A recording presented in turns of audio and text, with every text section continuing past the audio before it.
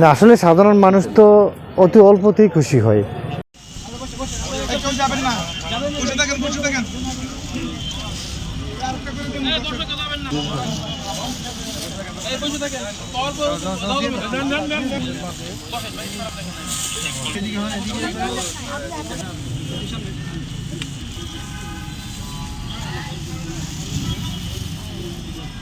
আমরা আরো সামনের দিকে আরো চেষ্টা করব আরো এই কম্বল বিতরণ করার।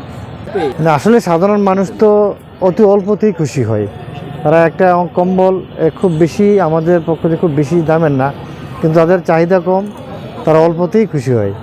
তো আজকে আমাদের খুব ভালো লেগেছে যে আমরা একটা সুশৃঙ্খল পরিবেশে আপনাদের উপস্থিতিতে এই কার্যক্রম সম্পন্ন করতে পেরেছি।